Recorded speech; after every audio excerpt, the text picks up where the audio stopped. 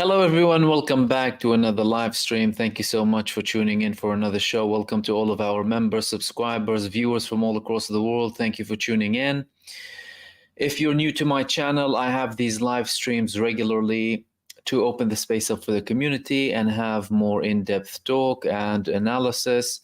If you are a fan of shorter videos, you can go ahead to my video tab where I post videos regularly with recent updates. I posted two videos earlier on.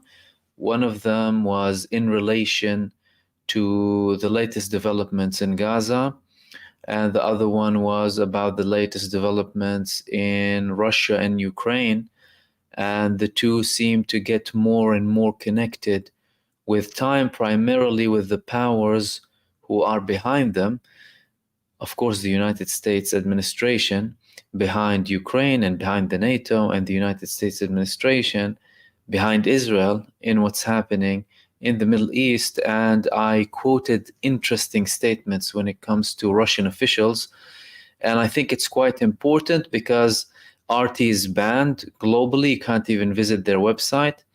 And I feel like it's important to also hear and let the people hear what the Russian side has to say when it comes to all of this.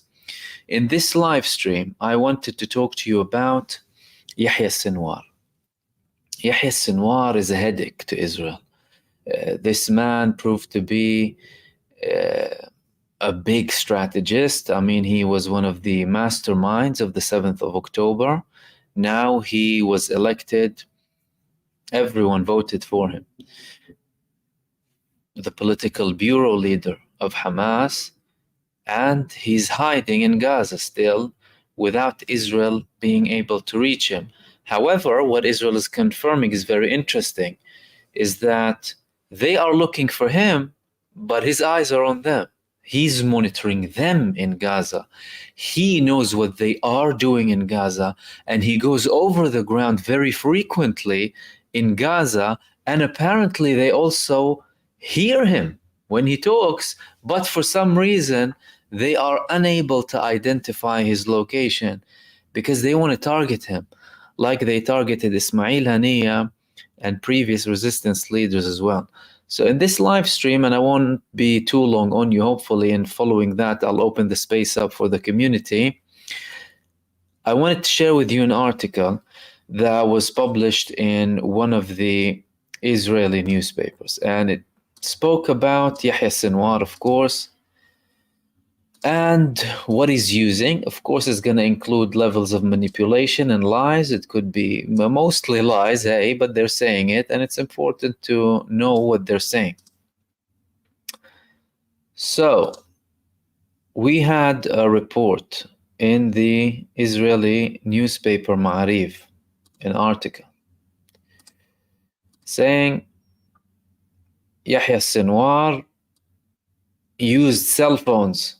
He used cell phones and revealed his major addiction, according to them. He's trying to spin and saying that he's addicted to watch Israeli content. The intelligence agencies of Israel and the United States intercepted some of the phone calls that and identified the life patterns of the Hamas leader, according to a report by the New York Times. According to the report, the Hamas, I won't say the name, have advanced intelligence information about the IDF. And they posted this video where they showed a figure looking like Yahya Sinwar walking in the tunnels. They claimed that it was him and it was members of his family going to somewhere, and they didn't elaborate on anything. When was it taken exactly? When it was it him? Was it not him? So, according to them, in the first months of the war, the intelligence agencies of Israel and the United States intercepted some of the phone calls and identified the patterns of Yahya Sinwar's life, according to a report by the New York Times. I quoted this article. It quoted the New York Times, but they had a little bit more information from the Israeli side. According to the report, Israeli intelligence and military officials estimate that Yahya Sinwar lived in a system of tunnels under Gaza City. During a raid on one of the tunnels, IDF soldiers discovered a video taken days before in which Sinwar and his family were seen fleeing to another hiding place under the city. Again, claim from Israel. Israeli intelligence sources believe that Sinwar was with his family for at least the first 6 months of the war. It was also reported that Sinwar continued to use cell and satellite phones, which were available thanks to networks in the tunnels. From time to time, he spoke with senior Hamas officials in Doha. Again, according to them, American and Israeli spy agencies were able to monitor some of these conversations, but were unable to locate them. During this period, the spy agencies got a glimpse of his underground life, including his addiction to watching Israeli media newscasts. Israeli officials stated that all Hamas operatives hiding underground, including Sinwar, are occasionally required to come out of the tunnels for health reasons. They're trying to cover it up as if it's health reasons to, not highlight the fact that the man can actually go over the ground and he is monitoring them over the ground. So we'll understand what's happening between the lines here. However, the network of tunnels is vast and complex, and Hamas have advanced intelligence on the location of IDF forces, which allows Sinwar to go above the ground without being detected. This is not the first time that they are admitting this. They admitted that the Israeli intelligence agencies, they saw Yahya Sinwar. They had confirmed reports that Yahya Sinwar was over the ground several months back. And that was during a period of de-escalation. Now, Yahya Sinwar, he was threatened by Israel previously. In one particular case, it was after the 2021 escalation. That was called Ma'arakat Sayf al-Quds, the Sword of Jerusalem battle, during which, of course, Yahya Sinwar, during the battle, he was hiding, but after it, he went over the ground and he was walking in the streets of Gaza, challenging Israel, and at the time he criticized people, saying, he fears for his life or what have you, by saying, okay, I challenge Israel, I'm going to walk back to my office after this. And he was walking and Israel did not target him. However, that could be normally linked to an agreement that they would have to have a sustainable ceasefire. However, when it comes to a ceasefire now, there is no ceasefire, there are no boundaries, and Israel is pressing every button to escalate, meaning that they would like to target Yahya Sinwar. However, with all of these things and with the fact that he is going over the ground, they are unable to, and he is the one with the upper hand on them, monitoring them and where they go and where they come back. And again, that's according to what they are saying in this report. They continued since Sinwar eventually moved to South Khan Yunis, his hometown. Israeli and American officials believe, and probably sometimes moved to the city of Rafah through a tunnel. By the time of the raid on the bunker in Khan Yunis on January 31st, Sinwar had fled the bunker in a hurry, leaving behind significant amount of money. Again, unsubstantiated stuff. What we want to understand here is their confirmations that they are being monitored, they are after him. A couple of things. He fled to Khan Yunis. Did you see him? How did you see him fleeing to Khan Yunis? Almost immediately after the October 7th attacks, Israeli military intelligence and the Shin Bet established a special unit in the Shin Bet headquarters with the sole mission of finding Sinwar. The sole mission of finding him. The CIA also established a task force, and the Pentagon dispatched special operations forces to Israel to advise the IDF on the impending campaign in Gaza. It's interesting that they are mentioning the CIA here, because this just proves how complicit the United States with all of this. The United States not only supports Israel with all of the arms, the intel is very important. As a matter of fact, when it comes to the assassination of Fuad Shukr, the United States administration was interested in assassinating him. And then they act like it was Israel, but they gave Israel the information. They help Israel because they have their agents and they activate them for the sake of Israel to carry out these attacks and these killings and assassinations. The US and Israel have established channels to share information on the location of Sinwar and other senior Hamas commanders, as well as the abductees. We have devoted a lot of effort and resources to the Israelis in the search for the senior leadership, especially Sinwar, said Jake Sullivan, the White House's national security advisor. Quote, we have people in Israel who work together with the Israelis on this issue, and we obviously have a lot of experiences in hunting high-value targets. Look at that terminology, hunting high-value targets. The Americans deployed the ground-penetrating radar to help map the hundreds of kilometers of tunnels beneath Gaza, with new images combined, with Israeli intelligence gathered from captured Hamas members and documents to build a more complete picture of the tunnel network. A senior Israeli official noted that American intelligence support was invaluable. Oh, they're helping them a lot, invaluable. The Israelis and the Americans have a common interest in locating the Hamas commanders and freeing the abductees. However, a person familiar with the intelligence sharing arrangement who discussed the terms of anonymity described it as very casual, with the Americans sharing more than the Israelis give in return. Dig. Sometimes, the person said, the Americans provide information on Hamas leaders in the hope that the Israelis will direct some of their intelligence resources to finding the American hostages. But hey, Israel doesn't. Why should they? They want everyone killed. That's why. They ended it with that report. So what I wanted to highlight here is really the flexibility when it comes to Sinwar in Gaza. Likewise with the fighters of the resistance and their freedom of movement, and the fact that Israel is trying to take him down. And note how the United States is complicit in trying to get Yahya Sinwar and having all of these resources and confirming that Israel is not helping. Israel wants to kill all of them. Israel already killed over a third. From Benjamin Netanyahu's perspective, he would rather everyone dies because he doesn't want the headache of the families of the Israeli prisoners in Gaza. And he's proven in the past almost 11 months that he only promises them and gives them empty promises and does not act upon them. As a matter of fact, if we recall in the beginning, Benjamin Netanyahu used to say that our mission is to destroy the Hamas and bring as many as possible, bring as many Israelis as possible, or if possible. Notice that he put demolishing the Hamas and then the Israel. So he did not put the lives of the Israeli people before the target of demolishing the Hamas. Why do you want to demolish the Hamas? Isn't it because you want to reduce the risk on Israelis? Well, if you want to reduce the risk on Israelis, wouldn't you value their life more than destroying the Hamas first, at least?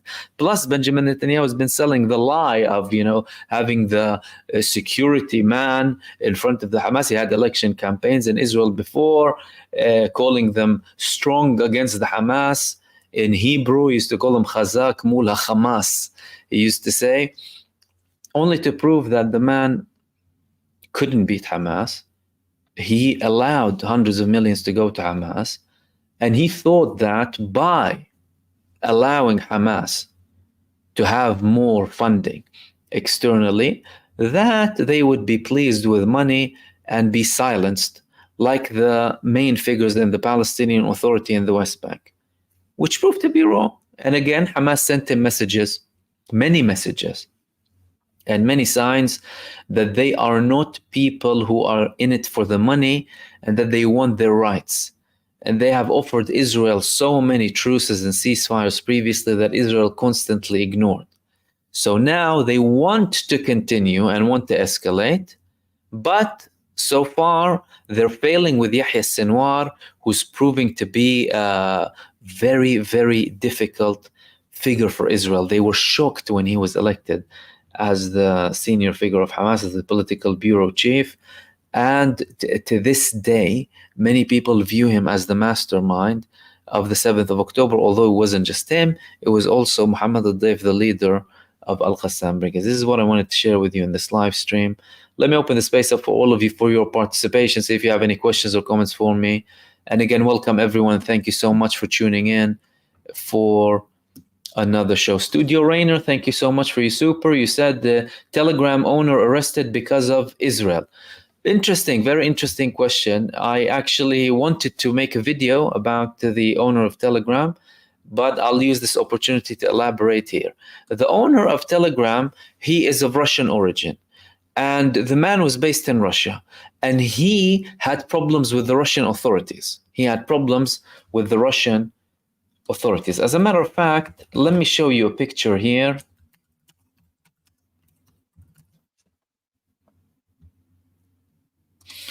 where the man, look at this.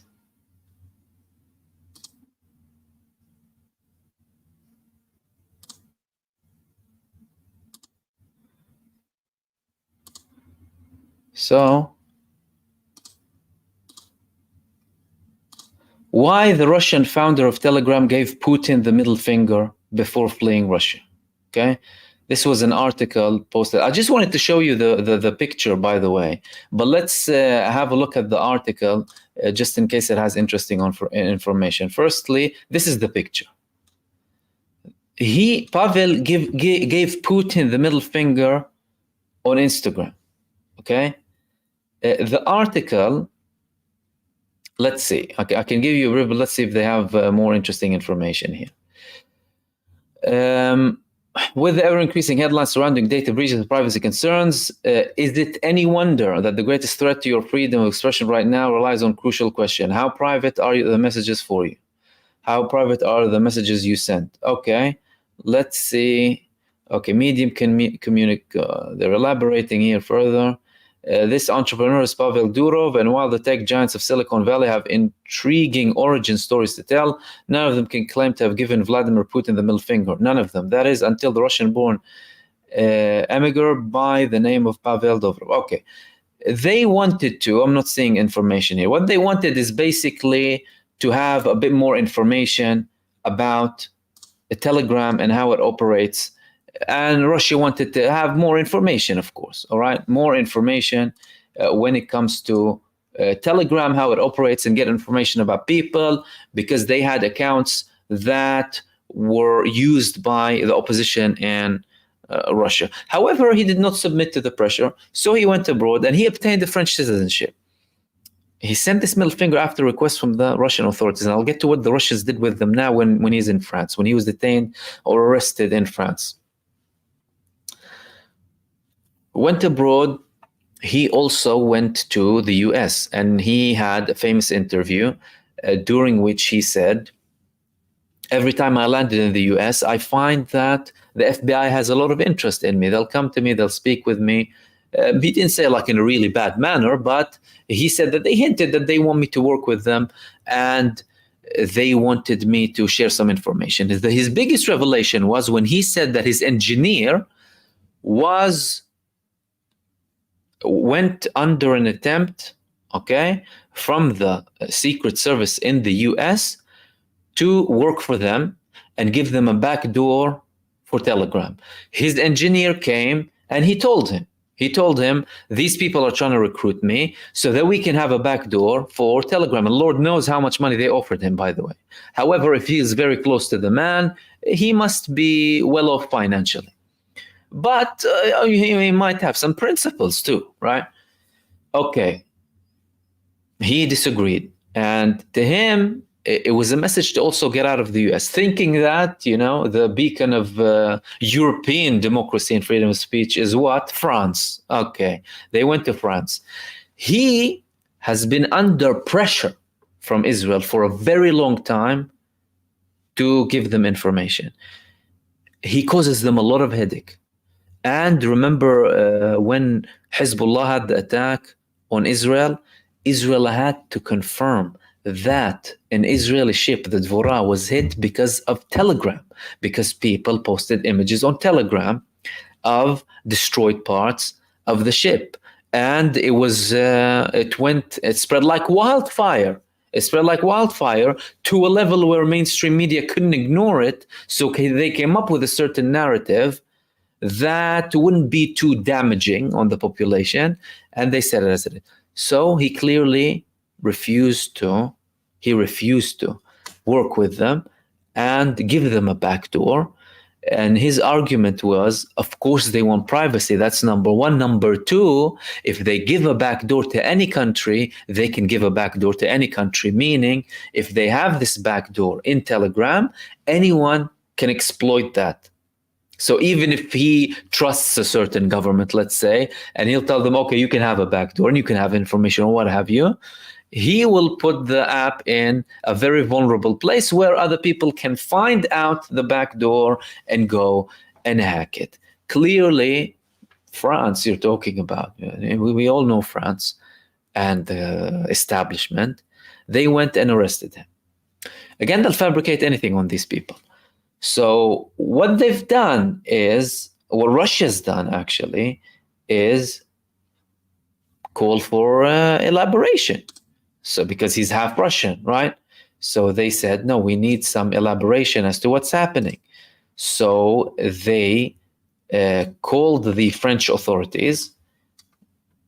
Let me tell you exactly, see if I have this article in front of me. They called the Russian authorities and told them, the French authorities, and told them, we need to have information, like what's happening. The guy is Russian too, and we are worried about him. So Russia, the same country that he had his middle finger on its president, as you see in the image, is looking to protect him.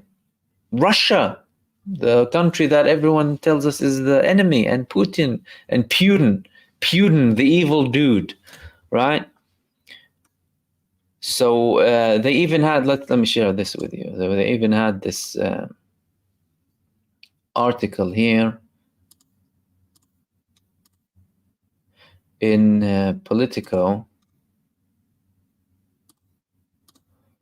saying, there we go. Russia says France better come up with strong evidence against Telegram CEO. Vladimir Putin's press secretary has warning for France. You better have good case against the Telegram CEO Pavel Durov. Quote, the accusations are very serious indeed, and they require an equally serious basis of evidence, Kremlin spokesperson Dmitry Peskov said in his press briefing today, according to news agency Interfax. Otherwise, this is a direct attempt to restrict freedom of communication, and one could even say to directly intimidate the head of a large company. In other words, it would be exactly the politics that Mr. Macron denied yesterday in his story. And here they elaborate. He also has an Emirati citizenship, that he was arrested. Again, look at the allegations: child pornography, drug trafficking, and the crime on Telegram messaging platform, the Paris prosecutor said. French President Emmanuel Macron said on Monday that it was in no way a political decision to arrest Durov. How can we trust you? You allow genocidal psychopaths in your countries, and you go and visit them. You hypocrite terrorists.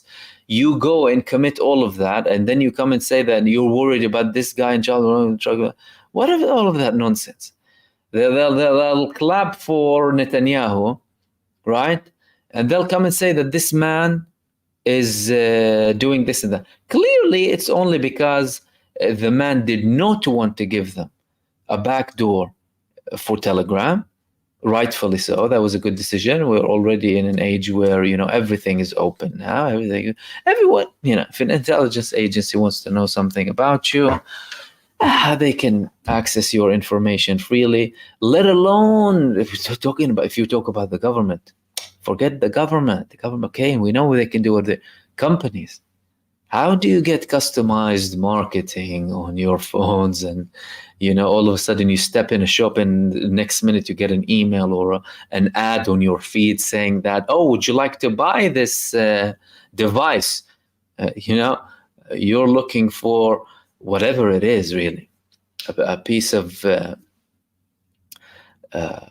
PC kit or technology kit, whatever it is, and you're looking, all of a sudden, all of you, how? They know everything. Sometimes you wouldn't even type it down. You'll be talking about it, for example, and it'll pop up. Why? Because they're monitoring you. Apps, when you agree to all of these things, get information. Your information is with tens of thousands of companies. Sometimes with a single app, your information will be shared with tens of thousands of different companies who do all sorts of services. So, in short, that's Studio Rainer. Israel is a part. Of course, it's a part, because these people have shown that they are slaves to Israel. So, but he had other problems too. because he did not want to share all of this information that the FBI wanted him to multiple times. And when they failed in their attempt to recruit his chief engineer for Telegram. And Stephen Burrows, again, thank you so much as well for your super, much appreciated. And thank you everyone for joining in and sending all of your messages. Let me go to your next question. Muna saying, did you hear that Iran has told all the airlines it was closing its airspace and that they should postpone all flights? They also sent a warning to neighboring countries.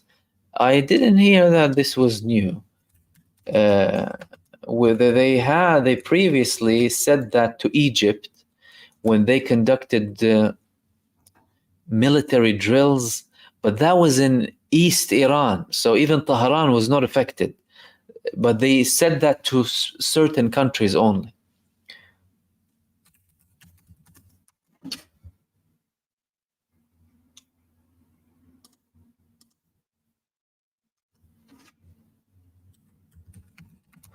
I mean, I haven't seen anything recent when it comes to that. I was from Mona as well, and Studio as well. Thank you again. You said the West has never silenced and censored so much information. It makes you wonder if they are hiding something far worse to prevent revolution. Well, of course they are. I mean, why were they after Julian Assange and Edward Snowden? Because these people have such a big role nowadays in what they do, in uncovering the truth and the atrocities of countries that call themselves democratic and beacons of human rights and liberty and equality. They don't want these things. They don't want this edict. They want everything to be behind closed doors. But this is how they operate, of course. They fool the masses, and they instill fear in them. You know, it took them the 9/11 false flag to come up with the Patriot Act. They'll come up with all sorts of made-up terror actions or whatever it is to tell you, oh yeah, we need to take more serious measures now, more force and more this and more charters, more laws, more privacy invasion. That it became normal nowadays. So even when you talk about organizations that are very focused on this privacy thing, their effect, you can see certain effects, you can see an impact, but not to the level that is actually required to genuinely protect your privacy. If you made a decision to protect your privacy seriously, I mean, you would have to be disconnected with all this technology, as in totally. And then you would have the people who would argue, okay, well, what do I have to hide? Well, it's true in essence, you don't have anything to hide. But the other argument is, why should you have access to my information even if I have nothing to hide? I want to keep it safe, right? So, and it's a debate that's been going on for a while, but they don't like it. They don't like it the most when it comes and hinders certain agendas. That's the biggest problem. The biggest problem is when it comes and it starts to go against certain agendas that they want to implement. When you talk about any massive action that's taken, or any wars, any military action, any massive political or judicial changes, you need to talk about legitimization. So they want the public opinion to be on their side. Now they have that to a very large extent by the immense control over mainstream media. Again, you're talking about money.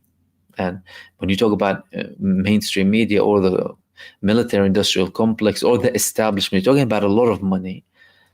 And, you know, there's a limit to the impact, and there's a limit to the changes that were made following all of these privacy attacks from the establishment and from the deep state. And in the case of Telegram, like I said, you're talking about a man who just didn't want to bow down to the FBI. Therefore, they had to take such measures.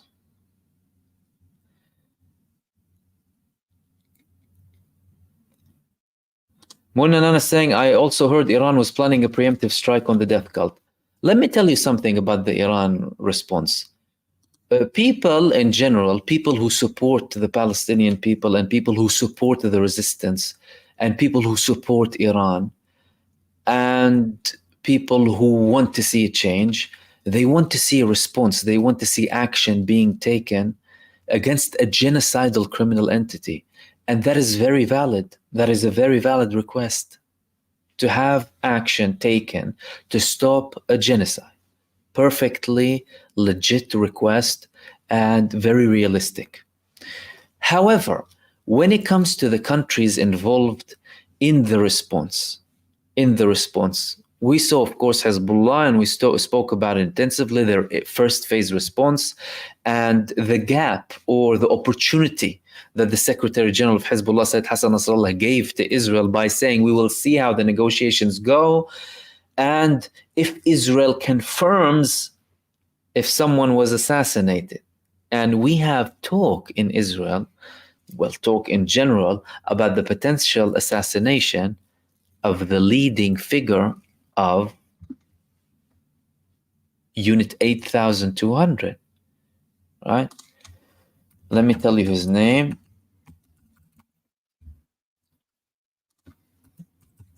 His name is Yossi Sariel. Yossi Sariel.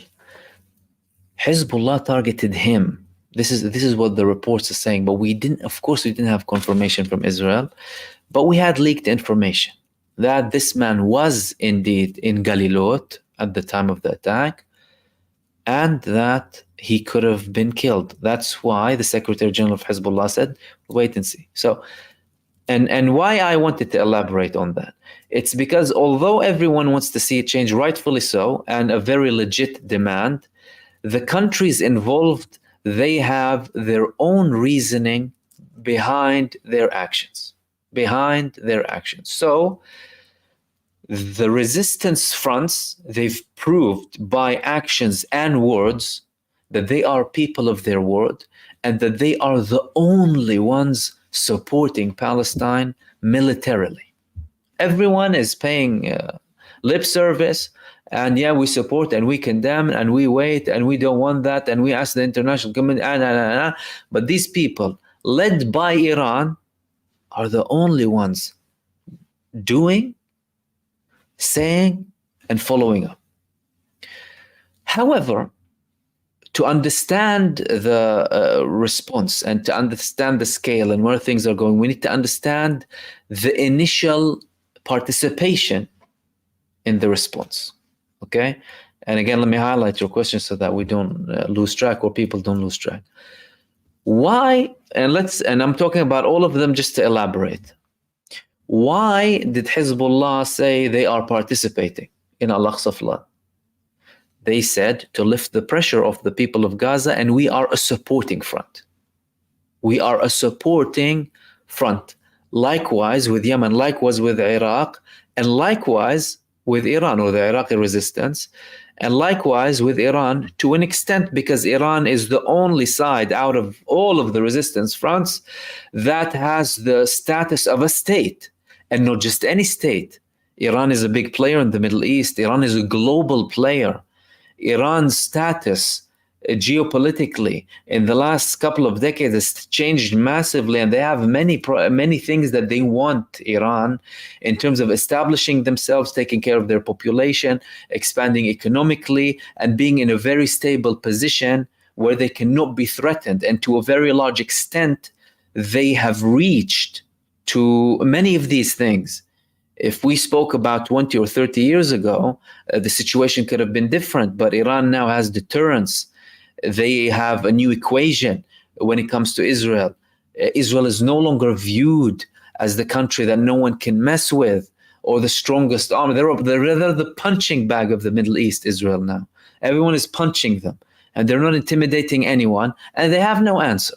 This is what's happening. Anyone who wants to land the punch, they'll tell them, there we go, Israel, go punch them or kick them. So how was that created? Through all this stuff. Okay. Iran said they will respond. So if they do not respond, that would not look good on them. However, does that mean the response is imminent? And before I get to that, by establishing, and this is what I want to elaborate on, which is very important, by these fronts establishing that they are resistance fronts that are supporting fronts, not full-on participation. There's a difference between the two. And supporting fronts, meaning you take certain actions, not with everything all out, so that you don't drag an all-out war on you. So they are very calculated strategically. And Hezbollah and the other resistance fronts, including, have proven that they are very wise. They are very wise and they are very reasonable in how they behave, so that they can do these attacks, but not attract an all-out war against them. There's a question about the capability of an all-out war against them. Will it succeed? Will it not succeed? But they're not giving Israel, and again, not that Israel is looking for a reason to completely destroy or go on an all-out campaign or drag the United States. Why? Because they know it's what Israel wants. And Iran is very honest. They'll say, we don't want an escalation. It's Israel that wants the escalation. Israel wants the escalation. They are saying that by them still saying that we reserve the right of the response and we will respond to what happened in Iran, that they are having a certain impact and still not going on an all-out war. You need to understand how things work. So, in short, no one prevented the genocide in Gaza, not even the resistance fronts. No one prevented it. However, people participated to lift the pressure off the civilians in Gaza. And the biggest example we have is Hezbollah, number one, but then to a very large extent, especially when we talk about economically, Yemen. But Hezbollah first, why? It's because they exhausted and took 50% of the Israeli army's resources and took them to Lebanon. Now, if they didn't go to Lebanon, they would have had all of their capacity to go and attack Gaza even further.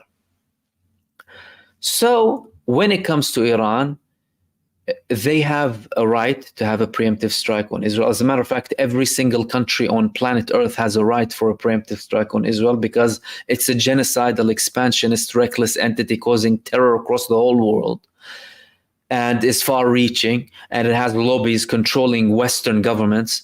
It's like a massive cult is spreading its poisonous, venomous ideology across the world. So everyone has a right for a preemptive strike. The question is, when will they do it? When will they do it? In my estimate, it will firstly come from Yemen, and we might have something else from Hezbollah, only then to have something from Iran. Giving time to see if things change, right? Even though that's very unlikely. And by themselves, more time to be prepared. And don't forget that during the time of this preparation, Israel wanted to destabilize Iran as a whole by this assassination. You had a newly elected president. They go and assassinate a negotiator visiting with a diplomatic passport from Qatar, by the way, Ismail Haniyeh. One day after he met the president, they want to destabilize the country. And we had a resignation from the government. But what did that do during that time? They had a national unity government. So everyone is in the government in Iran now, meaning that they have more backing. They have more solid stance. If you had political instability, it's harder for you to justify a war. Israel, although they had the reason, as they claimed, to go on a war with Gaza, although not everyone in Israel wanted it to be that way or to this extent, they are still facing political hardship, political turmoil, societal turmoil everywhere. But Iran, they know that if they attack, and again, the attack is calculated, and look at Hezbollah, we can talk about how calculated it is for a very long time. So Israel had this massive attack in Lebanon, but after Hezbollah's attack, We went back to the day-to-day exchange. Israel did not break the tools. They did not target like the electricity in Lebanon. They did not target sensitive places. And Iran, they will be solid. They will be solid. They will have a unity government. And if they, or when they attack Israel, they will be fighting Israel with everyone with them. They have the people. People went out in their millions to pay respects for Ismail Haniyeh, and they support the resistance. And now with the national unity government, that's sending a strong message to their enemies that, look, we have political stability. And the West always relied on political instability in Iran.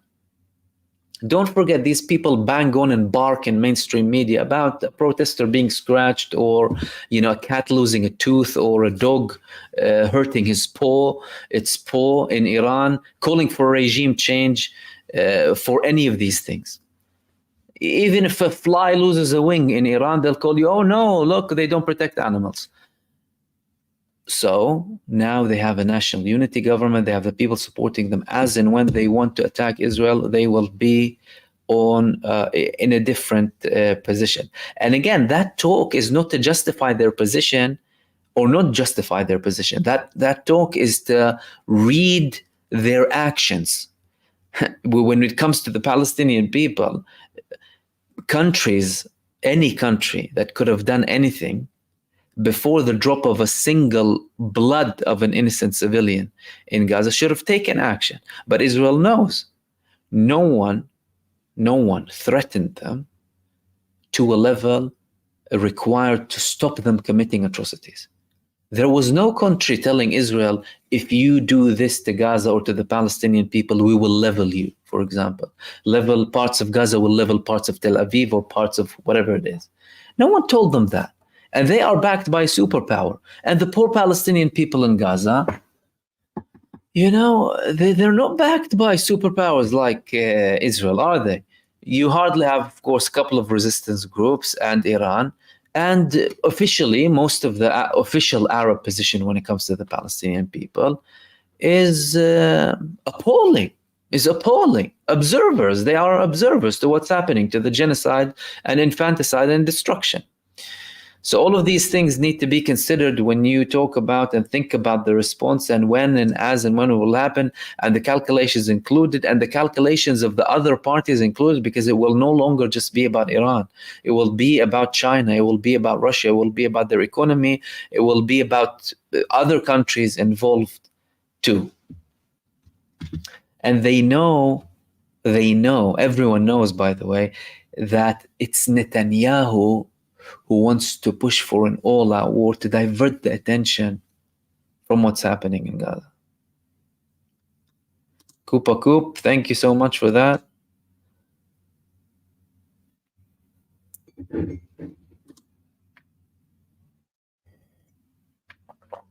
Farhan Khalid, do you see any parallels between the siege of Medina and the hypocrites during the Prophet's time and the current situation in Palestine and neighboring countries? That's a very interesting observation. And people should remember, really, that prophets have been killed and besieged and tortured. Prophets, let alone normal people. There are a lot of resemblance from this and from many parts in history, especially when we talk about prophets. And if you read the Holy Quran, all of it is full of the sons of Israel and killing their prophets, right? If you read Surah Al-Baqarah, all of it, it's like, it's very important to read it nowadays, because it gives you so many examples of certain people, and in many cases, the nature of certain people. And that's not to say that history repeats itself, but that there are many lessons from history that come in different shapes, even nowadays. And Dennis, thank you so much for that. Much appreciated, my friend. Let's go to your next one. Gullyberg is saying Israel is sending unprecedented mechanized troops to the Syrian border. They know that what's happening could open up the Syrian front. When it comes to Syria, there are very interesting things happening. Firstly, we're starting to see a de-escalation between the government and the opposition, but before the opposition, the country supporting the opposition. And let me give you an example that raised alarm bells in Europe and in the US. Turkish troops in Syria meeting Russian troops in Syria and coordinating with them about certain buffer zones. What's happening? Everyone knows that the region is going through changes. It's de-escalating. They're trying to get together. They're trying to solve their problems with Turkey, and Russia's there too. The campaigns to take down not the government of Syria, but Syria as a state failed, although there are still many problems to solve. But Syria is a key part, is a key player when it comes to the resistance fronts, especially when you talk about Hezbollah. Like Hezbollah wouldn't have their power if it wasn't for Syria, right? And again, that doesn't condone or makes you say, oh no, you support the government or whatever. That's not the case. The case is Syria as a state. The people who oppose Syria, they want it to collapse from within and divide it to many, many other mini states so that they can plant someone inside them. Because don't forget, Israel planted top figures in Lebanon previously when they occupied Lebanon.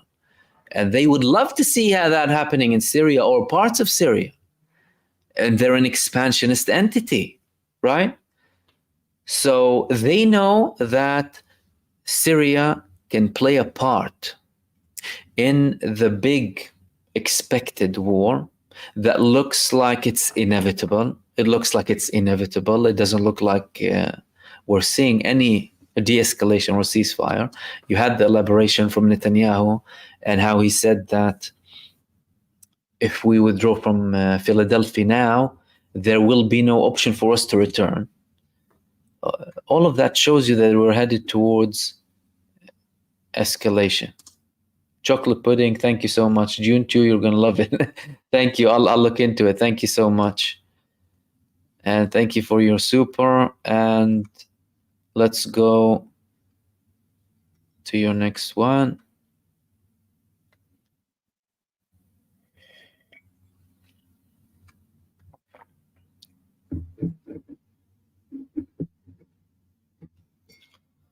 Suboptical, thanks. Assalamu alaikum, Mahmoud. Wa alaikum assalam wa rahmatullah. Is there any way to contact you about charitable campaign? Of course, email me.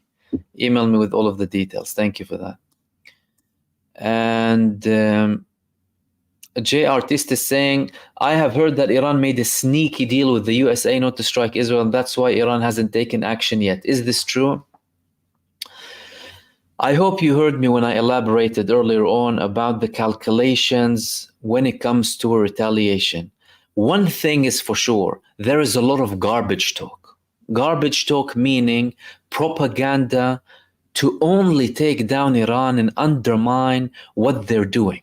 You have many people telling you it's all a show, they're striking deals, it's the theater between Iran and the resistance fronts, and nothing is happening significantly in Israel, ignoring substantial heaps of evidence coming from Israel about these effects, ignoring everything, and it comes up from people with no vision whatsoever. No vision whatsoever. They view everything from a small lens, right?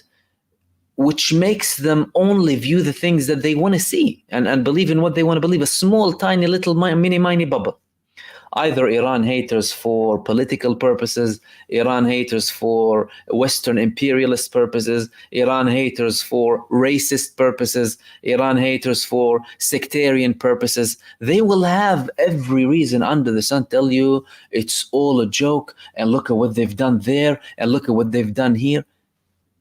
And some of these people, unfortunately, you cannot engage in an argument with them or in a debate with them, because to engage in a debate, if you want to have a productive debate, you need to have constructive criticism if you want to have criticism, right? But some people, they're completely blind. with regards to deal with the United States not to strike Israel. That's in contrary to what every report said when it comes to Iran, and them constantly repeating that we reserve the right to attack. The fact that they haven't attacked yet doesn't mean that they can. Iran has been facing all of this embargo from the United States for, ladies and gentlemen, from 1979. 1979. 45 years, facing all of this pressure from the United States because of their positions and because they do not want to bow down to the hegemony of the United States. Economically suffering, wars against them, coup attempts, all of these things. They've been paying the price. And they've been supporting the Palestinian cause regardless of who is in Palestine, so long as they're supporting the resistance. Leftist, secular, nationalism, whoever it is, because they believe in their right to their land and their historical right. So, of course, they would have conversations with the US. Of course, there are mediators running back and forth. Of course, there is diplomatic pressure to try and prevent them from having an attack. All of that, what does all of that tell you? Their strength and their leverage. If you're not strong and if you don't have leverage, no one would talk to you. They'd ignore you. They'd view you as nothing. But Iran amassed all of this power through decades. And for the lack of action, yet again, like I said before, you have many reasons why they would not take any action, yet not to justify it again, please, from me, you know my position personally and what should be done. But from Iran's perspective, and again, these are the people, with all due respect to everyone's opinions, including my own opinion, they are the ones who are fighting. They are the ones who are paying the price. Who am I to go and tell them what to do, right? These people, they will be the ones sacrificing in case they want to attack, and they might be nuked, and they've been threatened with nukes. They are the ones who will be suffering economically. Who knows which facilities they will attack or use this to attack, right? And again, they know that to a certain extent things might play to Benjamin Netanyahu's favor. And again, that might not necessarily at the moment stop the genocide in Gaza. All of these could be reasons, right, for why they have delayed this. But what I would be careful of is the manipulation and propaganda when it comes to Iran. There are many people supported by Hasbara, but some of them for their own pure ignorance, heaps of ignorance, ridiculing everything that everyone does and not knowing who they serve in the process. So I'd be careful about what people are saying, what some people who call themselves intellectuals or politicians say about the lack of action and all of this talk about a deal and what have you.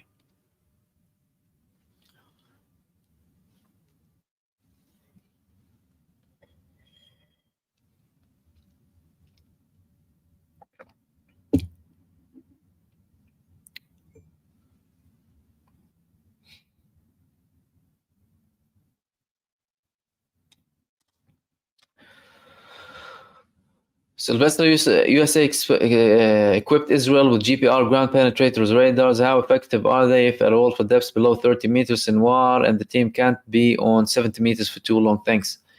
The USA equipped Israel with every genocide tool they need. That's number one. And the USA, in terms of administration, is worse than Israel, just to elaborate. Some of these things that these people use are effective if they know exactly what they're targeting. So, for example, you confirm that there is a tunnel, not just a tunnel opening or what have you. And again, that's not something that Israel obtains. What they found is very negligible. When it comes to targeting them, if they know, they could have an impact. But again, the impact would be limited. Why? Because even if you land a certain missile on a tunnel and you found this certain tunnel, well, there are still so many other parts of the tunnel. So you need to go in there and plant everything to destroy the whole ground and level it down. And usually when a part of a tunnel is affected, you can make another route for the tunnel to connect it. right? And nothing worked when it comes to Israel. Nothing, no weapons worked. And with regards to Sinwar and him and his team not being able to be on 70 meters under the ground for too long, they're not. Israel is telling you they go above the ground, but we can't find them. And again, thank you for that, Silvestra. Chocolate pudding, thank you again. He said, fear is the little death that brings obliteration. Thank you for your contribution, my friend. And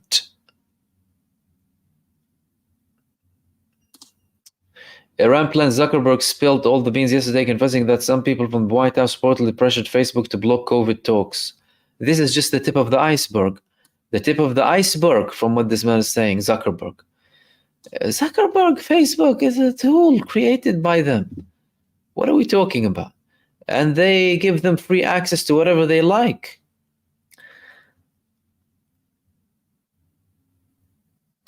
And chocolate pudding, thanks again. Did the Iron Dome join the resistance? Clearly. You know what's interesting about the Iron Dome is how many batteries and stuff and launchers have been attacked, primarily by Hezbollah. And they know exactly where they are. And again, Israel is confirming that the Iron Dome targeted its ship, its warship, the Dvorah that, killed at least one Israeli from the naval force.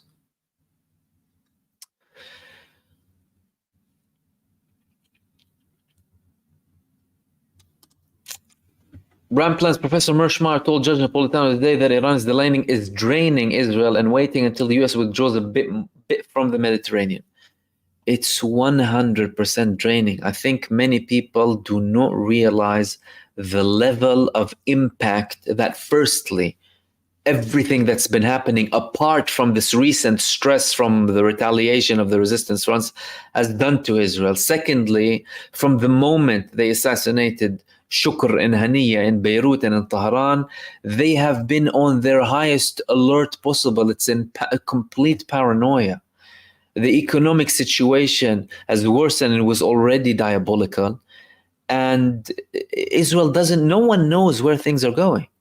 There's uncertainty for tomorrow. Imagine living in a state of fear 24/7, uncertainty about any given moment.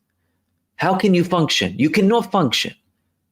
Now, Israel has been in that state since the 7th of October. And imagine amassing more pressure on them, right? So they definitely are. And again, I spoke about that a couple of days ago with the withdrawal from the Mediterranean. They could be waiting for that because they know as long as the U.S. has all of these aircraft carriers and the nuclear submarines, they can use them. They're not just there for show. At least use them in intercepting. And even if the United States did not confirm so far that they will be supporting Israel in an offensive on Iran, they have confirmed that they will be supporting in defense. And from Iran's perspective, they have tested the defensives. They have tested the defenses in April. But at the time, the defense did not include USS Lincoln. It did not include the nuclear submarine. It did not include all of this deployment now. And you're talking about not only interception from the ground, but interception from the air. So the fighter jets will be in the sky shooting missiles at some of these drones and ballistic or hypersonic missiles from Iran.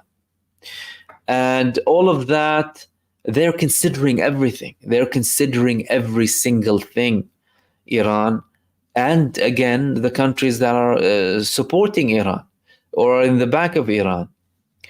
And by the way, we're seeing things and judging them and analyzing them. Iran showed it's one of the most reasonable players in the Middle East. Hezbollah in their attacks on Israel, reasonable, calculated, wise, patient. And they know what they're doing. And they show a lot of responsibility to people who sometimes don't deserve it even. So that could, again, Be part of it.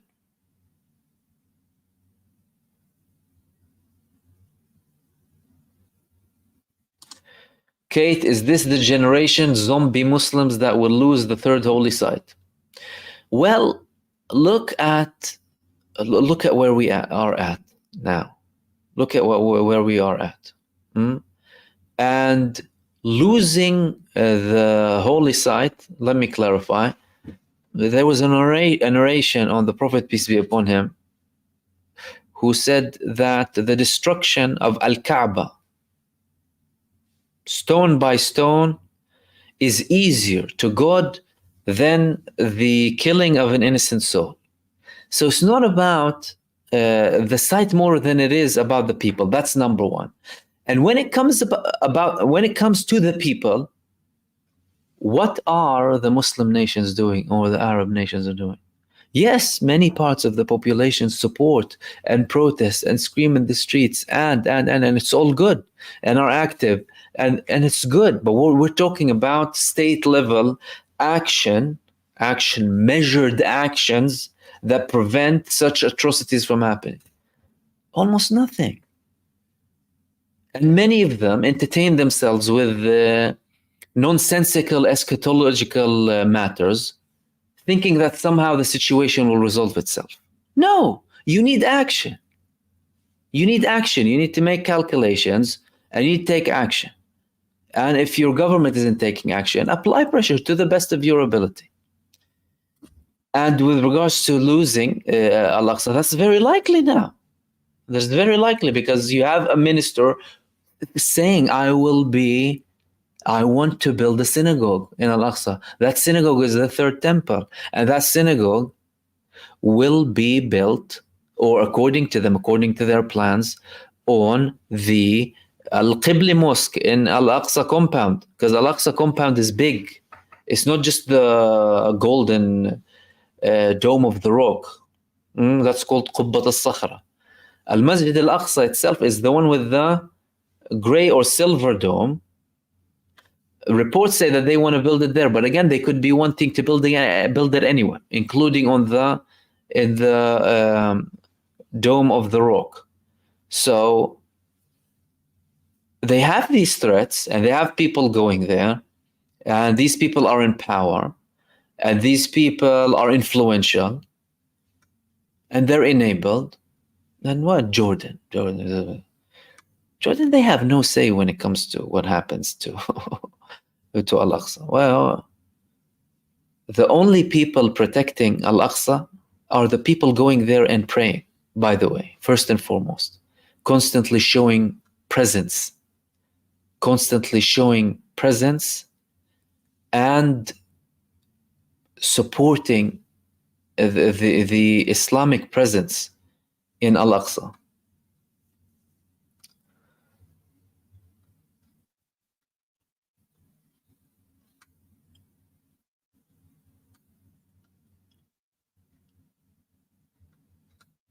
Let's see if we have anything else.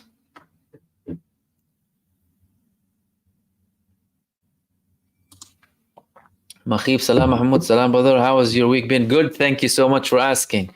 Why do you think that the Houthis and Iran did not coordinate their attack against Israel together?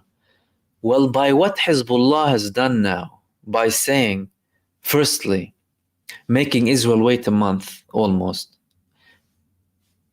then saying it's phase one of our attack, after previously saying we could attack on our own or we could attack with the fronts. What is all of that doing? Israel is calculating. What are they calculating? If Hezbollah had a first phase attack, then when are they going to have their second phase attack? That's number one. Next month? During this month, will the Houthis attack? Will Ansarullah attack? Will Iran attack? And if they will attack, will they make it a phase one, phase two, phase three? Do you understand the level of problems this caused in Israel? Israel wanted this response to have closure, to have closure and certainty. The only thing that it's given them is more uncertainty by telling them this is only phase one. And Houthis, Ansar was saying, We haven't confirmed, but we're going to target. It's going to be heavy. It's going to be strong. Iran likewise. So if each one of them wants to respond to Israel in a multi-phased response, you could be taking a year. Can Israel handle a year? They haven't handled the past 11 months very well. Can they handle a year of countries just left, right, and center attacking them? So, and again, that could lay down to many reasons that they have. Finding nematodes, thank you for that. Did Iran jam Israeli missiles in Lebanon? Well, Hezbollah did. Israeli fighter jets or drones. But missiles, I haven't heard that they jammed missiles, but they could have. I haven't heard of that. Anwar Abu Bakr, what do you make of Assad? Bashar al-Assad, the president of Syria.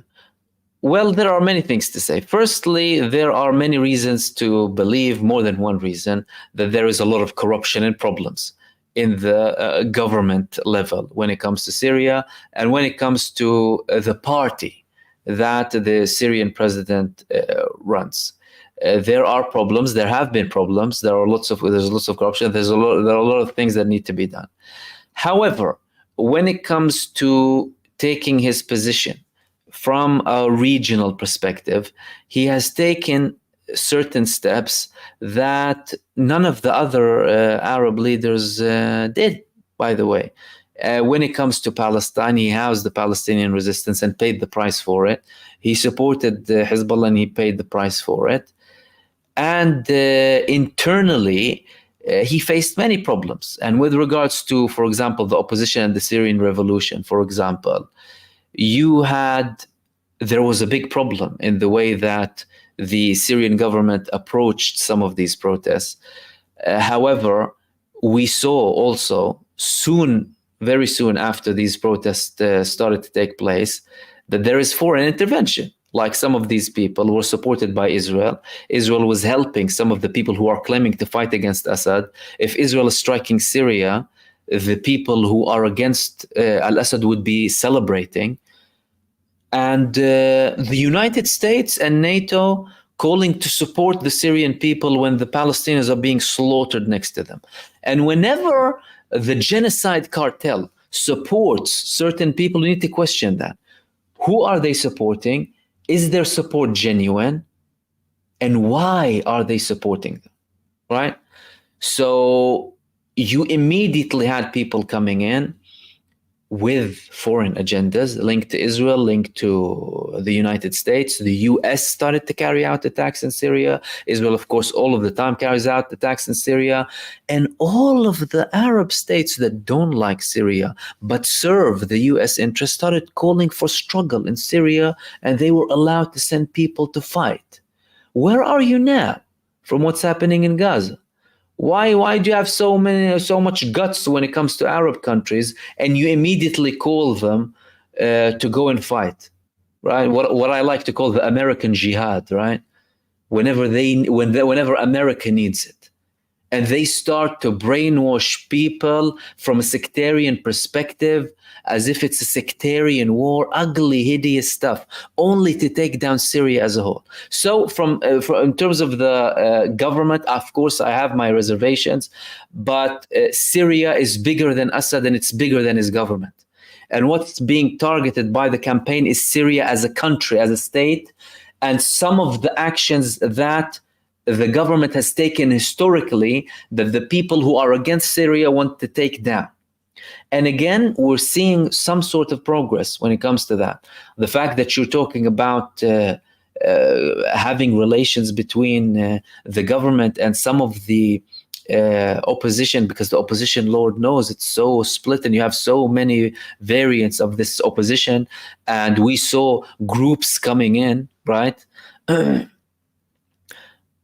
the name of whatever it is, coming to kill some of the good people in the opposition. Everything is suspicious in what happened. Many things are suspicious, but if you observe it from a previous historical perspective to this date, you would view what's happening And again, I'm one myself who had to observe this very, intensely from the beginning. At one point, say, "Oh no, hold on a second, what are they doing?" If you look at the bigger picture, what Israel is doing, what the US is doing, you'd be able to establish more of an understanding. And that's not to say that anyone's hands are clean in Syria. Anyone's hands are clean. But when it comes to Syria and when it comes to the other states, and when it comes to Palestine too, I think what people need to have is a strategic vision, peripheral vision. Look at things horizontally and not just be looking at everything from a certain lens, because there's a bigger picture in everything. And again, when some of these governments who tell me, I support the Syrian people, when they start telling you, okay, 12 people killed here, 30 killed there, 100 killed there, and there's a genocide next to them, I question, I doubt their motives. And again, we're hopefully looking for some sort of a solution when it comes to Syria, and we hope it'll happen soon, because again, Syria as a state, they played a big part in what's happening. Look, similarly to when you talk about Saddam Hussein, don't we have reservations about Saddam Hussein, like we have reservations about Bashar al-Assad, and like we had reservations of other Arab leaders too? What was the target? Saddam's government? No, Iraq as a whole. And the Iraqi army, that was one of the strongest armies in the region. So people need to understand that. And I hope that elaborates. That was from Anwar Abu Bakr. Thank you so much for that.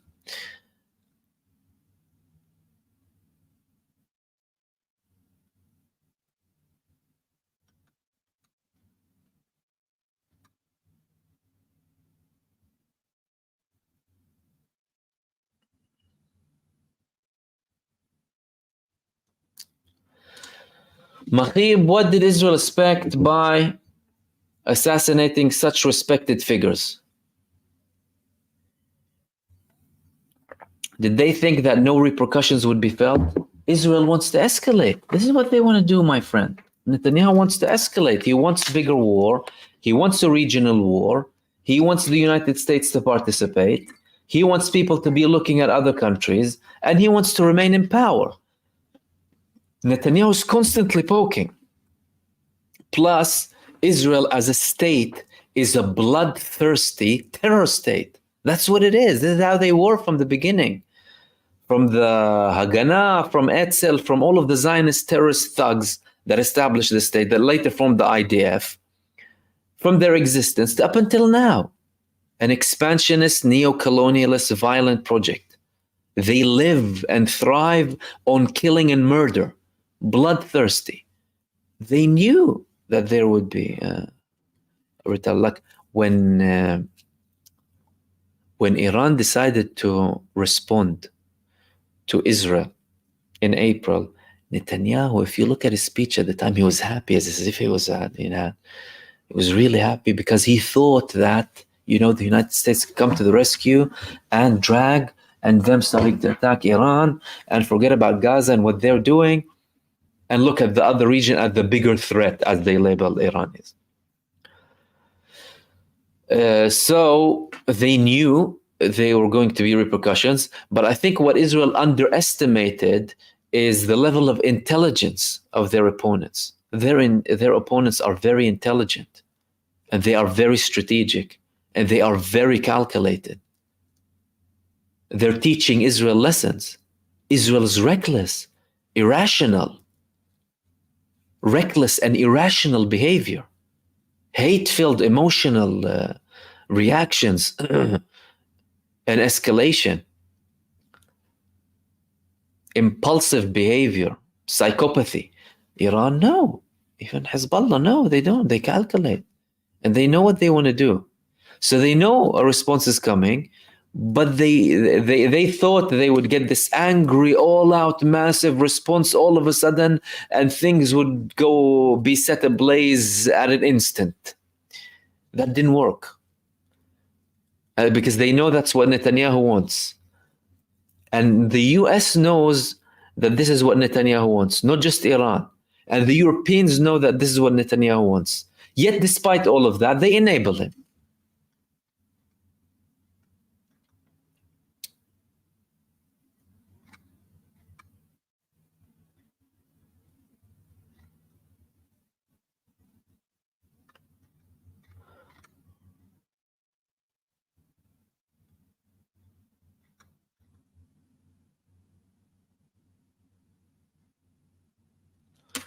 Marvin Vergus is saying, is there a total news blackout in Israel? True. I haven't heard of a total, first, thank you. I haven't heard of a total news blackout, but of course you will have a lot of censorship. A lot of military censorship, because you're talking about a country that exists on manipulation. The first victims of Zionism are the Israeli people, by the way. They're the first victims. Why? Because they are the fuel for this fire and death machine. The Israelis are the primary fuel and cannon fodder for the death cult. So they need to brainwash all of them and indoctrinate them from very young ages, and fill their souls with hate and brainwash them, and always tell them that there are people you need to kill somewhere, right? So they're very censored in that sense. But again, some Israelis will, have access to social media and see what's happening.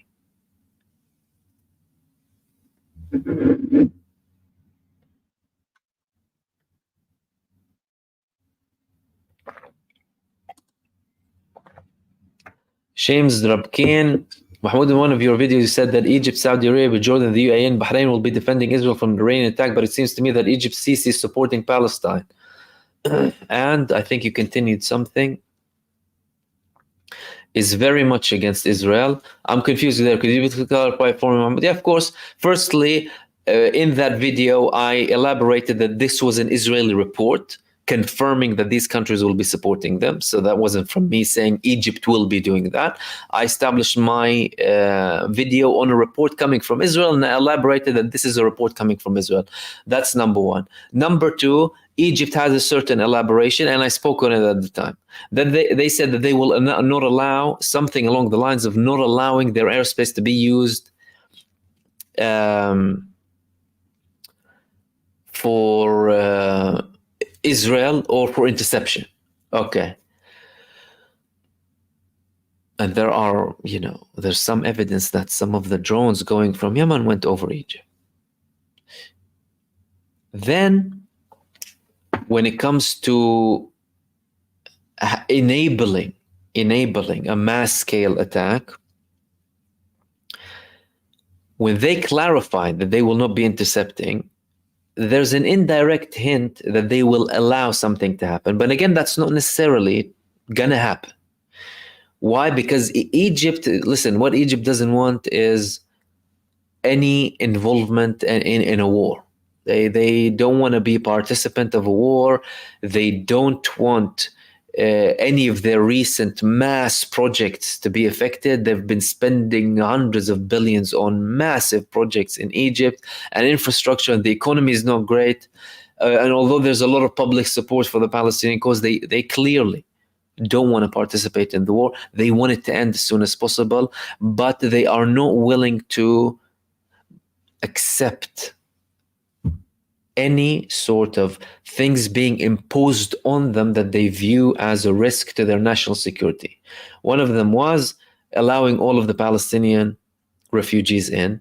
Secondly, Israel controlling the Philadelphia corridor. That's out of the question, and they've been saying that now. So, obviously, from the people who want Egypt to participate, they will tell you, oh, Egypt, and they're not doing nothing.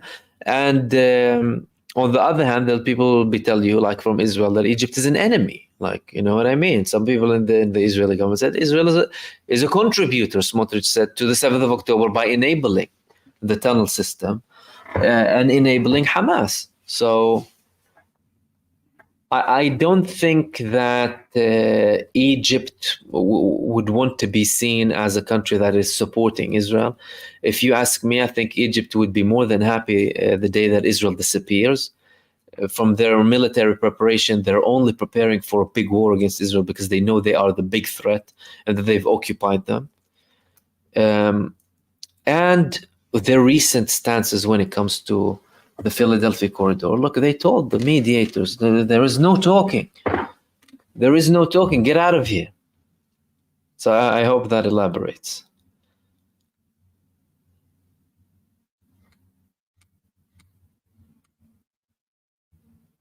And Mahib, thank you so much for that, my friend. Much appreciated. And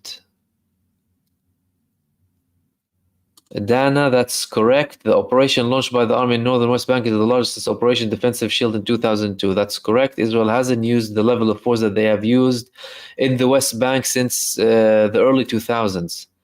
And they're warning the West Bank from an all-out genocide. Aini Anwar, thank you so much for that. Irene Z, Palestinian analyst Nizar Banat Martyr explained Syrian crisis, explaining how the West turned Arabs against the Arabs and used Al Jazeera and other media outlets for this. That's true. And actually, Kevork, who was with me on the show, he shared this video with me the other day. Let me see if I can share this with you here. It should be somewhere here.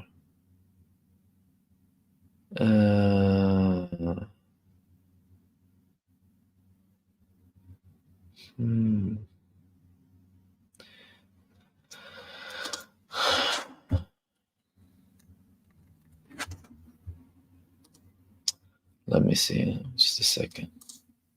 It's an interesting video.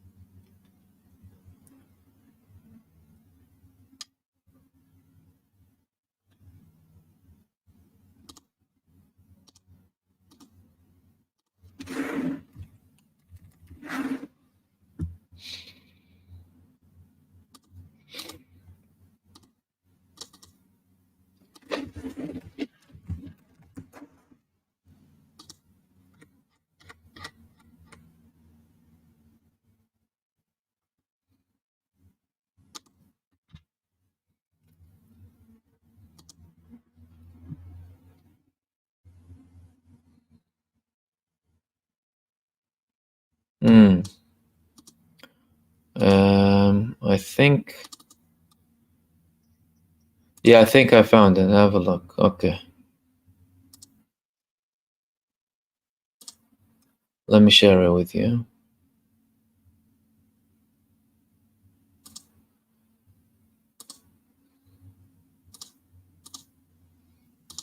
للجميع الناس اللي مش عاجبها ايران، من وين لك الصواريخ يا حبيبي؟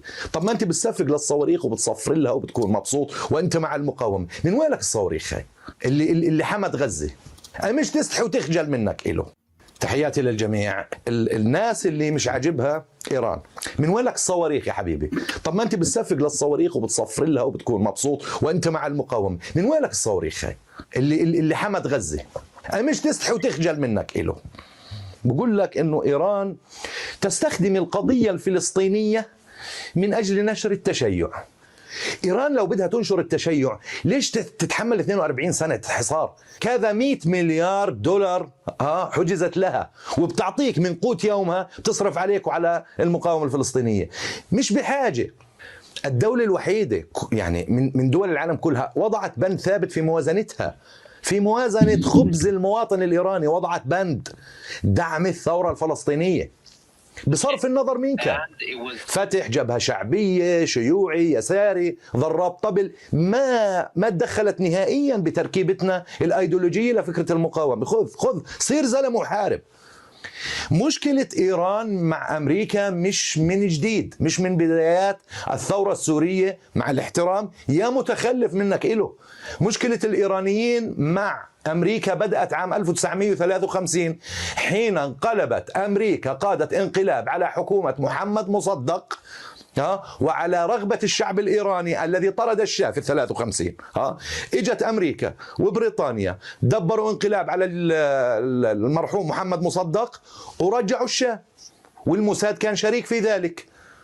الثأر الأمريكي الإيراني بلش من زمان، بس إيران يعني أمي عندها كرامة وعندها شرف وعارفة بالضبط أن وجود الأمريكي هو المشكلة، وجود الإسرائيلي هو المشكلة. إيران تريد أن تحمي عمق العربي. إحنا المفروض نطلع على إيران كجزء من العمق الإسلامي. الإيراني شريكك حضاريا وتاريخيا وجغرافيا ودينيا، شئت أم أبيت. هذا شريك غصب عنك، ومن حقه أن يقود مرحلة. أنت كعربي فرطت في كل أماناتك التاريخية، فرطت في أمانتك على قوميتك، فرطت في أمانتك على الإسلام، فرطت في أمانتك حتى على لغتك.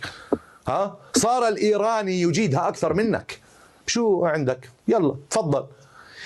في قاعدة وجودية في علم السياسة: إذا لم يكن لديك خطتك فأنت مجبر على أن تقبل أن تكون جزء من خطة الآخرين. غصب عنك بدك تكون جزء من خطة الآخر، لأنه ما عندك خطة. طب شو خطتكم يا أهلنا السنة؟ شو خطتك يا حبيبي؟ أن تكون مفعول به أمريكيا زي حكام الخليج؟ لا، لازم تكون عندك خطتك، لازم تكون فاعل ضمن المحور الجديد اللي إيران إلها 40 سنة بتبني فيه، ودفعت مقابل ذلك دم وحصار 42 سنة. جزء من هذا الشعور المشوه الممسوخ اللي بيحملوه كثير من الناس ضد إيران، لأنه العربي شاعر بعقدة النقص التي تعتريه لأنه مدعوس عليه بين الأمم، مستكثر أنه الفارسي ينهض. طيب ما هي التركي ناهض، ليش مش موقفين كثير ضد التركي؟ التركي حكمك وأذلك، وعلامات البسطار التركي موجودة على يعني امتداد هذا الوطن العربي الكبير. طب ليش مش من حق الإيراني؟ لأنه التركي دعس عليك بالبسطار وعلى أجدادنا بالبسطار، من حقه وممتاز وضع التركي. بينما الإيراني لأنه إحنا حكمناه مش من حقه أنه ينهض، ومش من حقه أنه يكون أمة. أكثر من هيك عبط وغباء لا يمكن الواحد يلاقي، يعني فعلا شيء يعني بقمة الاستفزاز. طيب مش عاجبك المشروع الإيراني؟ شو الإشي اللي ممكن يعجبك؟ وين البديل؟ طوابير ممن يريدون الذهاب إلى عملية سلام. كيف؟ تخرب علاقتنا بسوريا بإيران، بعديها بتصفي انه يا جماعه ما بنقدرش نخوض حروب مع اسرائيل، الحروب عبثيه ومدمره، ما فيش حدا بيدعمنا. ما انتم منافقين، ما انتم اهل تقيا. اقسم بدماء الشهداء جميعا، اقسم بدماء وديع حداد المسيحي، وسليماني الشيعي، واحمد ياسين السني، اقسم بدماء الثلاثه أنكم كاذبون، وأننا في أهل السنة أكثر الناس نفاقا واستخداما للتقية. فبلاش زي ما بنحكيها بالعامية الفلسطينية الطفطحة الزايدة هاي. أنت وظيفتك أن تحصن المجتمع من انتشار فكر الهزيمة وانتشار فكر العمالة. إيران دولة إلها 42 سنة تحت حصار، بأي حق أمريكا بتحاصرها؟ أنت قبلان الحصار الأمريكي يخلف على إيران وحلفاء إيران إنهم أخرجوا الأمريكي والفرنسي من لبنان عام 1983. الرجال الأشداء من حزب الله في لبنان نسفوا مقر المارينز، قتلوا 420 جندي أعتقد، الرقم كان ضخم، والمقر الجنود الفرنسيين طلعوهم نهائيا، وصفت ساحة القتال بينهم وبين الإسرائيلي. هاي رجال، هاي الناس اللي بتفهم كيف تخطط وبتعرف متى بتكون الضربة الدامية هي اللازمة. إيران قاعدة بتنجح في معاركها. إيران دولة شغالة مبدئيا على من 42 سنة على إخراج الأمريكي والإسرائيلي من المنطقة، مش عشان تحتلها، عشان تأمن شرها. فتقول لي مشروع إيراني يخلف عليهم انهم قادرين يحموا حالهم وسط هذا الجار العربي الاحمق. طيب وين امتك السنيه؟ شو كم طلقه دخلت، كم طلقه مسدس دخلت عليك من الاردن؟ اذا امتك السنيه رافضه انها تقوم بواجبها تجاهك، الاف المقاتلين ودوا على سوريا. ليش بدنا نروح بشار الاسد اللي ما ورطش ولا بأي اتفاق سلام، بدنا نروحه وبعدين نحرر فلسطين. طيب ما انتم روحتوه من درعا ومن الجولان ومن المناطق المحاذية لإسرائيل. شو كانت النتيجة يا جبهة النصرة؟ كانت النتيجة انه الجنود جبهة النصرة كانوا يعالجون في المستشفيات الميدانية الإسرائيلية. فحبايبنا الله يرضى عليكم أنصار كل الحركات، يعني الحج فؤاد الشوبكي والكابتن عمر العكاوي ما زالوا في السجن، أبطال كارين إيه، سفينة السلاح اللي بعثها الجنرال سليماني لحركة فتح أثناء انتفاضة الأقصى، في الوقت الذي شنت فيه الأنظمة العربية حصارا حتى على ياسر عرفات، ما عدا سوريا. استووا على حالكم. وكمان مرة تعازينا لهذه الأمة العظيمة باستشهاد عظمائها، ومعا وسويا حتى تحرير الأرض والإنسان. لكن يجب تحرير الإنسان العربي من هذه الطائفة من العملاء التي صارت تحتل مساحة واسعة في المجتمع، عملاء الغباء، عملاء الNGOs، عملاء نشر الفتنة، عملاء بث فكرة الهزيمة. شكرا جزيلا لكم. So yeah, thank you, Irene, for bringing this video to my attention. I thought I'd share it with you. And yeah, I mean, interesting points he makes there about the unfortunate state, really. And he, again, this man was assassinated by the Palestinian Authority in the West Bank a few years back. There were protests following his assassination. And again, shows you it's risky business to express how you feel sometimes without any filters or any restrictions. And Gulnara, thank you so much for your super, much appreciated. And Rebecca Husseini, thank you so much appreciated for your super. Thank you so much for that. And let's see what else we have here.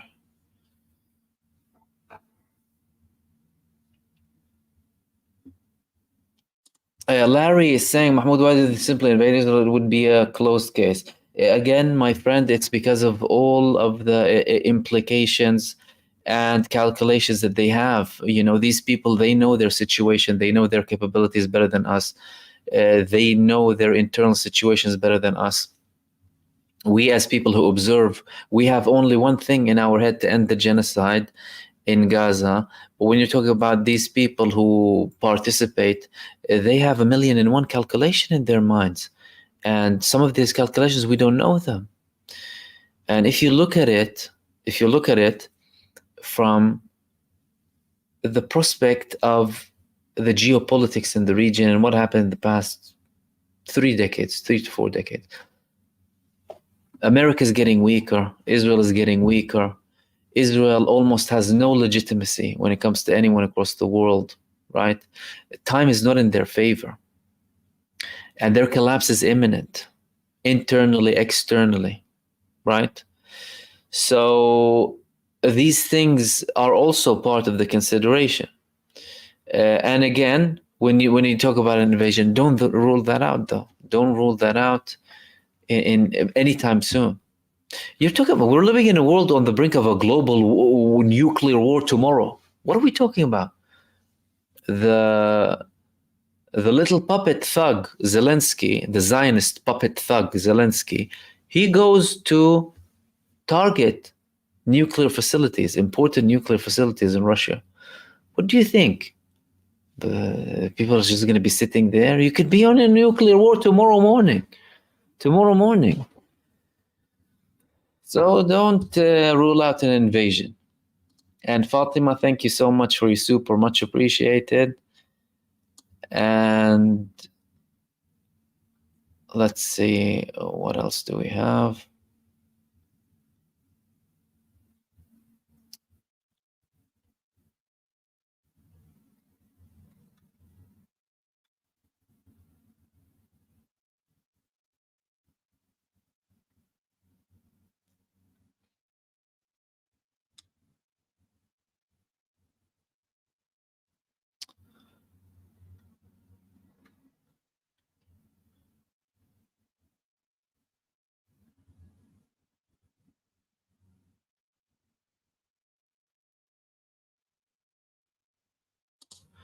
And Steph, yes, there is a large military offensive, but that's been ongoing. This hasn't stopped. We're only seeing escalation after escalation. And again, you're talking about people in the government threatening the West Bank with the fate of Gaza, saying level Tul Karim and we need to destroy them like we destroyed Gaza and Jenin. And they're putting more restrictions on them, and they are enabling the squatters, the terrorist squatters in the West Bank, to go and burn villages, burn homes, destroy homes, backed by the IDF. It is insane what's happening there. And it's not getting enough coverage. It's not getting the level of coverage it should. And of course, the devastation in Gaza is much bigger, but the level of destruction in the West Bank is very high, extremely high. Mo, thank you so much for your super. Thank you so much for that. Much appreciated, my brother. And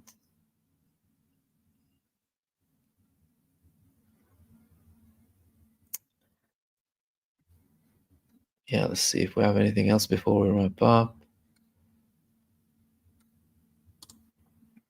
Doug, Kirk, sorry.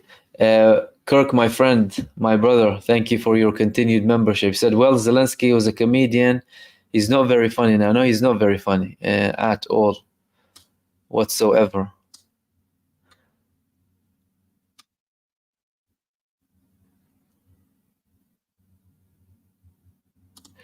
Diana, do you know why the North Israeli leaders stated that for 10.5 months there was no interest in protecting them?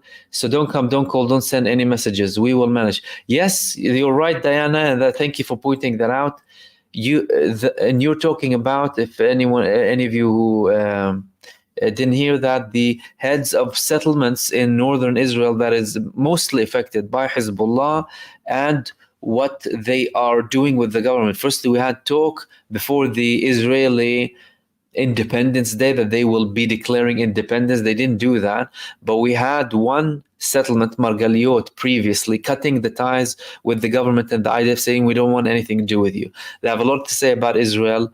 Many of them don't want to be associated. And recently we had these leaders of multiple Israeli settlements up north saying that we disconnected. You're not protecting us, so don't come, don't call, don't send any messages. We don't want to deal with you. Some of them don't want to even deal with the IDF. Right? They are serious about what they're doing. Anthony Blinken himself, Israel lost sovereignty in the north. That shows you the level of impact from Hezbollah on its own. Only from Hezbollah. Hezbollah caused that. No one else. No one apart from Hezbollah did that damage in the north to a level where people say Israel lost sovereignty. And in his recent speech, the Secretary General of Hezbollah said, Hassan Nasrallah said, the days of you, Israel, invading us with musical bands ended, and maybe you will see the day where we will be invading you with a musical band soon. This is how the situation is up north. And Siraj, thank you so much for your contribution. Much appreciated.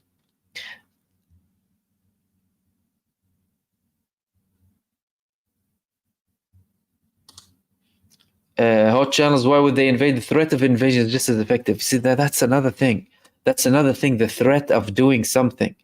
Even when there are certain diplomatic talks, you threatening to do something. That causes a massive impact. And I think many people underestimate that. And Iran knows it. Why? Because they're monitoring. They're monitoring more than anyone what's happening with this country. What are they doing? What are they deploying? Where's their economy going? How many Israelis are leaving? Are they really prepared? Are they losing their guard? They're monitoring everything. And Donna, thank you so much for your super. Let's see if we have anything else before we wrap up.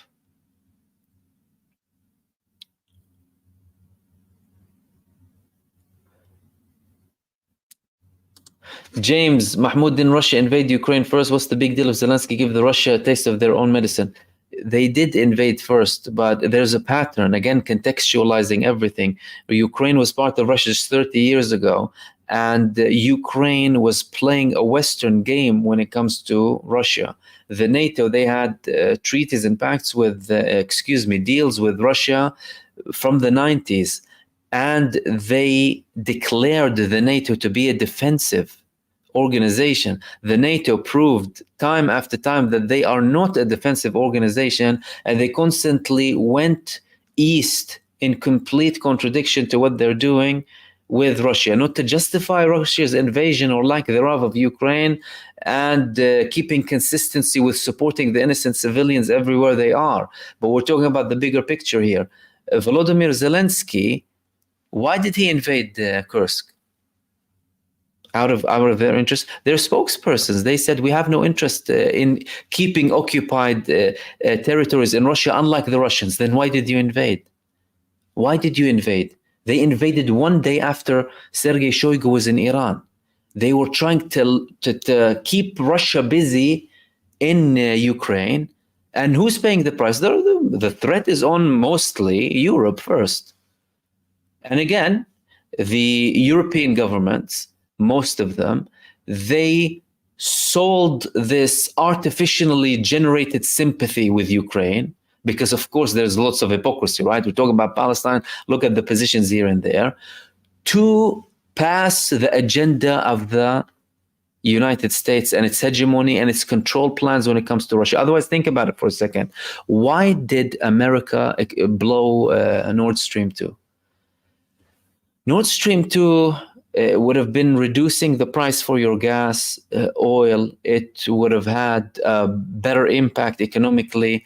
And why did you take such a hostile position with Russia when everyone felt the hit immediately after?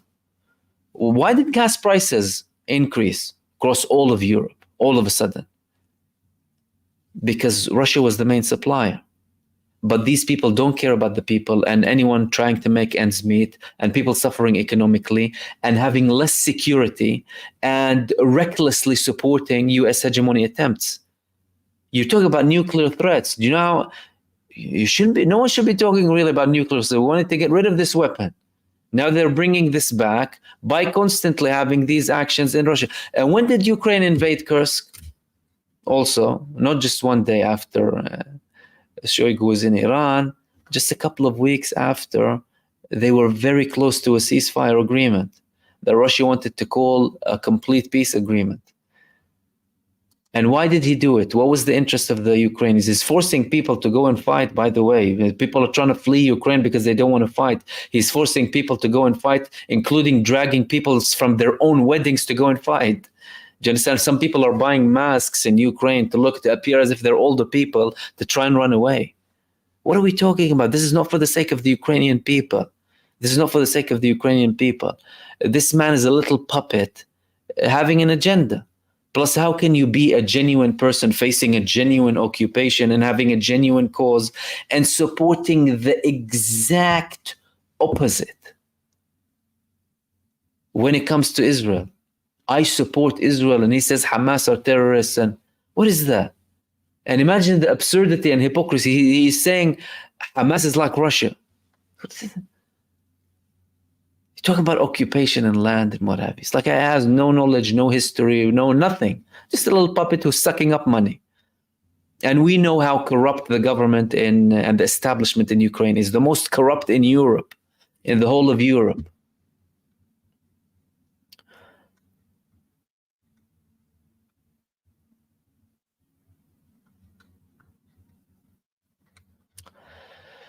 And that was Irene Z saying they will be coming with dabka, Lebanese dabka, yeah.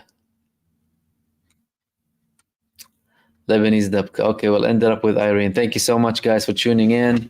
1 hour, 44 minutes. That's a long time. Thank you so much for your participation. I really enjoyed my time with you. Like I said, I posted 2 videos earlier on that you can go ahead and watch with more details. But thank you so much for joining in this live stream. Thank you for everyone who contributed and participated. Apologies if I didn't reach all of your comments, by the way. It's usually we'll miss some of the comments in the chat. Thank you to everyone who sent supers, much appreciated. Donna, Siraj, Mo, Fatima, Rebecca, Gulnara, Aini, Mahib, Marvin, Anwar, Finding, Chocolate Pudding, ×3, Dennis, Kuba Coop Studio, Rainer, Stephen Borzen Studio. Again, thank you so much for your participation. I will hopefully be with you tomorrow with another live stream or a video or a combination. In the meantime, stay blessed, take care, and I will see you soon in the next video. Peace, everyone. Salam.